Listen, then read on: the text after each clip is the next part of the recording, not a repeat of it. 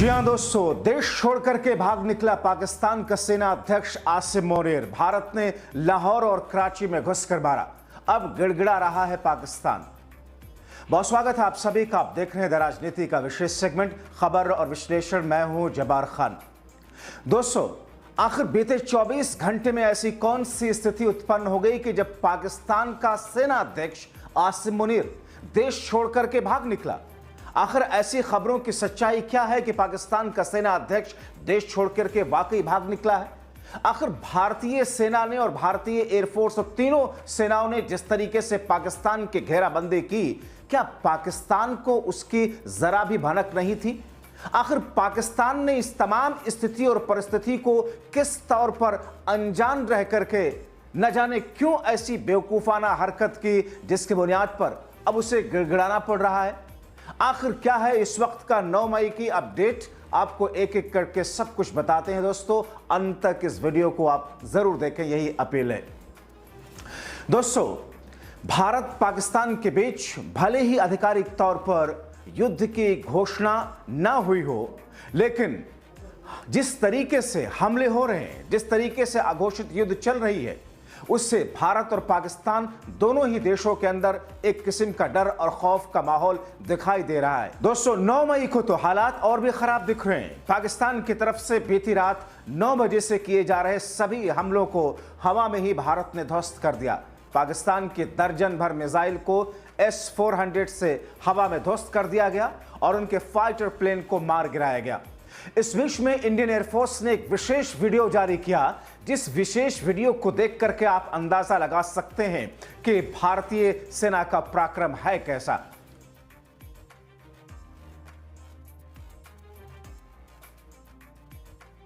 मगर दोस्तों, सबसे ज्यादा चौंका रहा है वो ये कि ऐसी खबरें आ रही हैं कि पाकिस्तान का army chief general Asim Munir Pakistan छोड़ करके भाग निकला है। तो क्या वाकई आसिम मुनीर ने मैदान को छोड़ दिया, अपने देश को इस मझधार में छोड़ करके भाग निकला है? दोस्तों, इस किस्म की खबरें अलग अलग स्रोतों से, अलग अलग जगहों से, अलग अलग प्लेटफॉर्म पर देखने को और सुनने को मिल रही हैं। और इस बीच में कहा यह जा रहा है कि चूंकि पाकिस्तान के अंदर भी एक अलग तरह की भावना इस वक्त उनकी सरकार के खिलाफ और उनकी सेना के खिलाफ भी पनप रही है, क्योंकि आम जनता को सबसे ज्यादा मुश्किल और परेशानी इस युद्ध के बीच में हो रही है। और पाकिस्तान की जो सियासत है, पाकिस्तान की जो राजनीति है, उसमें ये तक सब बातें सामने आ रही हैं। लोग वहां की डिमांड करने लगे हैं कि इमरान खान को जेल से निकाला जाए। दूसरी तरफ पाकिस्तान की मौजूदा वक्त की सरकार को लेकर के वहां की जनता भी अपना आक्रोश व्यक्त कर रही है, खासतौर पर तब से जब से रक्षा मंत्री ने एक अंतर्राष्ट्रीय न्यूज चैनल को जो इंट्रो दिया कि हमने राफेल को मार गिराया। जब सबूत मांगा गया तो कहा गया कि साहब ये तो सोशल मीडिया पर चल रहा है, और जिसका उपहास पाकिस्तान के संसद में विपक्षी पार्टियों के सांसदों ने किया। दोस्तों, तो ऐसी स्थिति में कहा जा रहा है कि आसिम मुनीर, जिसको लेकर के पाकिस्तान में दो धड़ों वाले लोग हैं, दो हिस्से में लोग बैठे हैं। एक वो हैं जो आसिम मुनीर और पाकिस्तान की सरकार के साथ में डट करके खड़े होने की बात कर रहे हैं। दूसरा धड़ा वो है जो सरकार की आलोचना कर रहा है, जो आसिम मुनीर और फौज की आलोचना कर रहा है कि साहब अपनी ईगो में, अपनी हनक और ठसक में देशवासियों को मरवा दिया। ऐसे में इन खबरों की सच्चाई कितनी है, अभी इस पर आधिकारिक ऐलान होना बाकी है। मगर ये खबरें आ रही हैं कि पाकिस्तान का आर्मी चीफ, सेना अध्यक्ष जनरल आसिम मुनीर देश छोड़ करके निकल गया।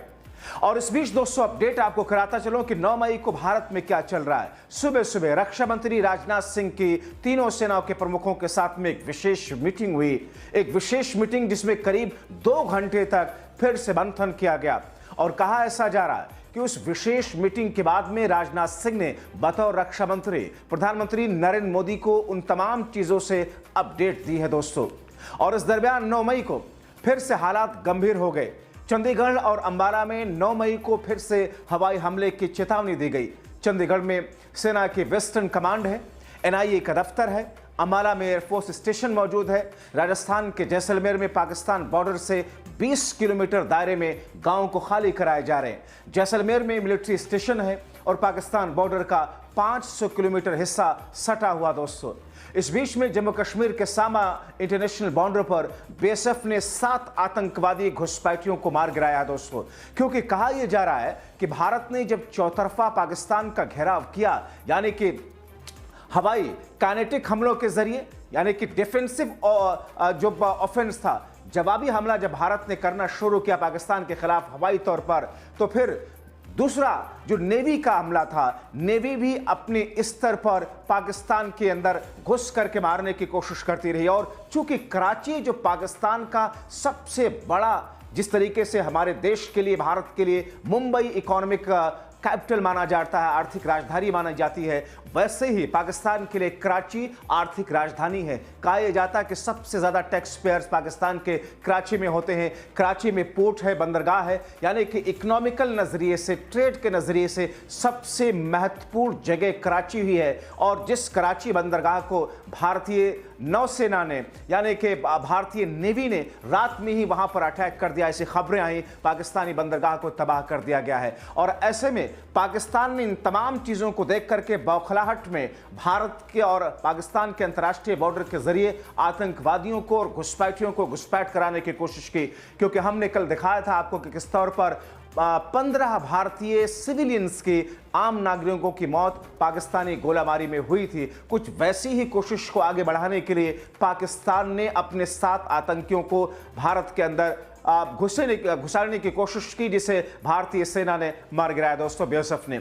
इस बीच में 8 और 9 मई की रात को बीएसएफ ने जम्मू कश्मीर से सामा जिले में इंटरनेशनल बॉर्डर से जितने और दूसरे आतंकी घुसपैठ कर रहे थे, इन 7 के अलावा, उनके लिए भी सर्च ऑपरेशन किया जा रहा है। ढूंढ ढूंढ करके सबको खत्म करने की प्रक्रिया चल रही है।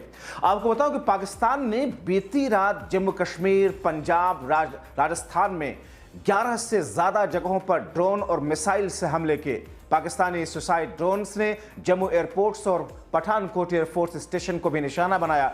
इसके बाद भारत ने अपने डिफेंस सिस्टम S-400 जिससे हमलों को नाकाम कर दिया।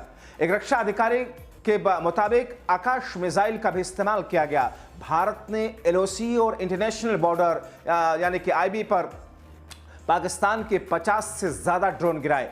पठानकोट में पाकिस्तानी फाइटर जेट गिरा दिया गया, ऐसी खबरें हैं। हालांकि सरकार ने फिलहाल अभी तक इसकी पुष्टि नहीं की। माना यह जा रहा है कि अब से थोड़ी देर के बाद में जो आधिकारिक पुष्टि होगी, उसमें पूर्ण रूप से जो कुछ पाकिस्तान ने दुस्साहस कल बीती रात में 8 बजे के बाद 9 बजे से जो शुरुआत की, उसके बारे में जानकारी एक एक करके दी जाएगी। और किस तौर पर, चूंकि जिस अंदाज में पाकिस्तान पूरा अटैकिंग मोड में था, जिस तरीके से पाकिस्तान ने बौखलाहट का जो नजारा पेश किया, उससे एक बात तो कही जा रही है, अंतर्राष्ट्रीय मामलों के जानकार कहते हैं कि पाकिस्तान ने अपनी बौखलाहट और अपनी खींच में अपने देश की जनता को मौत के मुंह में ढकेल दिया है। क्योंकि भारत के सामने पाकिस्तान किसी भी चीज में, आर्थिक तौर पर देखा जाए, आर्मी के तौर पर देखा जाए, डिफेंस सिस्टम के तौर पर देखा जाए, हथियार के तौर पर देखा जाए, यहां तक कि जिस एटॉमिक पावर होने का पाकिस्तान दावा करता है, उस नजरिए से भी देखा जाए तो पाकिस्तान के मुकाबले भारत 1 गुना नहीं 1000 गुना ज्यादा मजबूत है। ऐसे में पाकिस्तान की जो पूरी पॉलिटिक्स है, पाकिस्तान की जो पूरी सरकार है, आर्मी है, वो इस स्थिति को समझने के बावजूद भी भारत के साथ में इस तरीके से फेस टू फेस लड़ाई के दुस्साहस के इस किस्म की कोशिश करते हुए नजर आ रहे हैं। मगर इस बीच में पाकिस्तान की हालत जो है दुनिया के सामने है।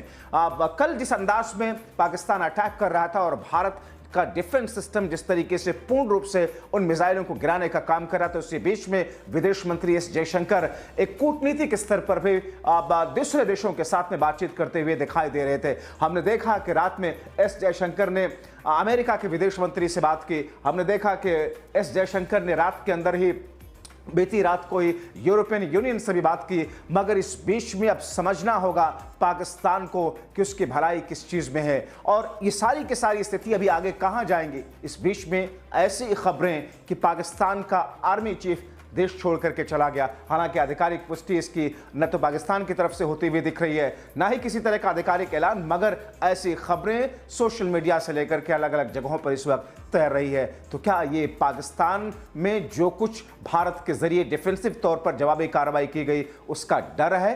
अब ऐसे में दोस्तों आप देखिए, समझिए और तय कीजिए, क्योंकि देश एकजुट है, विपक्ष सत्ता पक्ष एकजुट है और इस एकजुटता का नतीजा, हमारे भारतीय सेना के पराक्रम का नतीजा ये कि पाकिस्तान आज गिड़गिड़ाने पर मजबूर है। दोस्तों आप अपनी राय इस पूरी खबर पर कमेंट बॉक्स में जरूर लिखें। अभी के लिए इस वीडियो में इतना रहे। जागरूक रहें, जागरूक दूसरों को करने के लिए इसे शेयर करके उन तक पहुंचाएं। आप सभी का अंत तक वीडियो देखने के लिए बहुत शुक्रिया।